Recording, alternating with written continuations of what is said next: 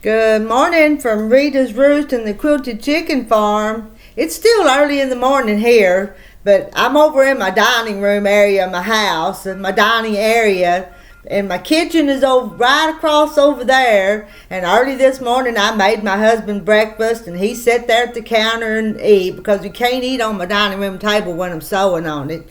But he'd rather sit at the counter anyway. So I am working on this new quilt. I've showed you guys the pictures already, the one I'm making. Here's the picture in the book called Prairie Flowers. And I made one last summer. Am I shaking that camera? I made one last summer. This is the one I made, a few months ago. Or maybe early this spring. I can't keep straight when I make stuff. But isn't that pretty? So anyway, I've got this other collection of fabric here, and I'm working on another one because I just think it's simple and easy. And you cut up a layer cake. You cut up your layer cake into 5-inch squares, and you make these little 2.5-inch squares that you sew on the pieces. And I went ahead and took the time and made the little marks. I just got everything scattered and moved that book. But I've told you guys, this has got some of the prettiest pieces. And right now, I'm going through, and the dark pieces I'm picking out because I want the dark pieces to make the chain through the pattern there. So I'm kind of doing them first, and then I'm going to go back and add the lighter colors. So that's what I'm working on. And there's another thing I was going to try to do on these, and I'm not sure if I did it right.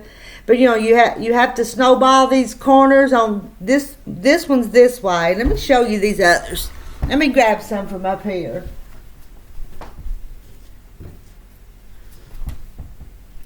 To make the design, you'll sew those on either side, and then the points will be the two sewed on like that. And then you'll trim them, and that'll make that point, and then that'll make that part, and then sew them together with a white piece here in the center. And it does have a sashing with a little square that kind of sets it off.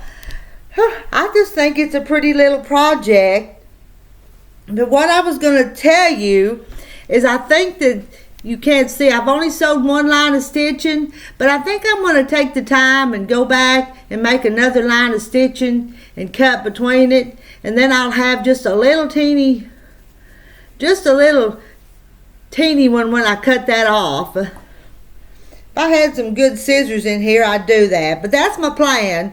And to save all these little scraps to make a little doll quilt, a little doll quilt top. I'll have to see if I ever get it quilted. And this morning I was sitting down here sewing. And I want you to know I sewed a whole bunch of them, and the bobbin had run out. And I was seeing the needle mark, but it wasn't sewing.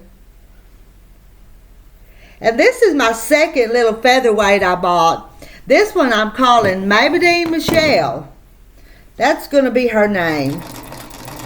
When I was a little girl, about 9 years old, because I think it was in 4th grade, there was a woman and her daughter. Her daughter was in high school, and she was in 4-H, and she did a workshop and teaching us little girls down at the local little old community building.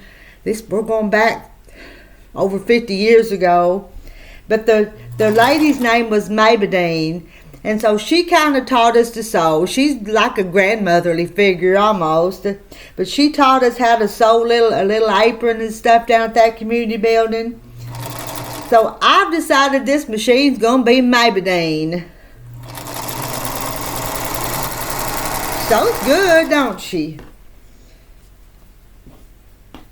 I'll get all these pieces all organized sometime or another. But like this one's it's already sewed, I'm going to sew another line. So when I trim it, I've got those pieces already put together. I always have wild ideas, don't I? See, this one I thought was sewed, but it wasn't. Here's where the bobbin run out. But I've got this quilt I'm going to work on here at my house. And you know I have the she shed up there. But I'm just going to leave this one down here. Because sometimes after dark, I'd rather be here at my own house and not at the she shed by myself. So I'll work on something else during the day up there and this one down here at night. Let's pick up this. Oh, there's my stack. I've marked part of these. These have been marked with a line drawn across it, but this stack here has not. But there's my pencil. All right, let's pick up this one and lay it up there. And I'll get these all organized. They'll all come out okay in the end.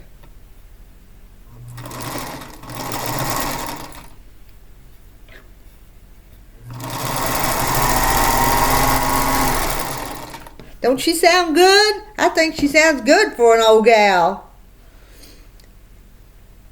This is the first quilt I've sewed on this one. Actually, the first sewing I've done with her.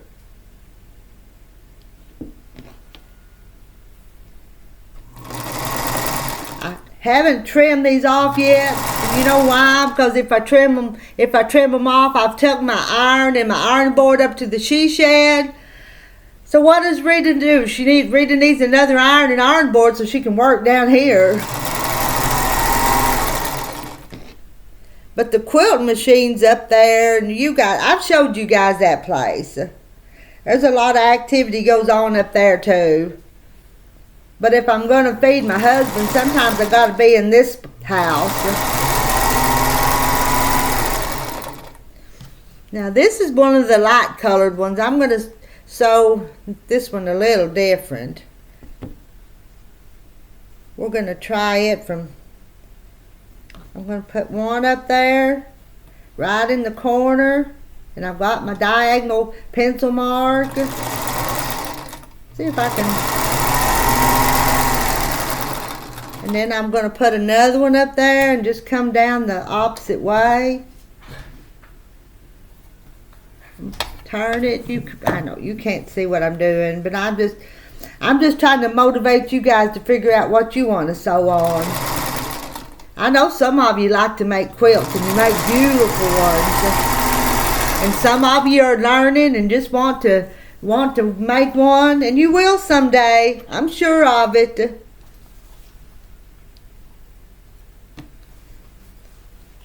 Get my scissors and cut them apart. That needs another one. Get my one with my pencil mark.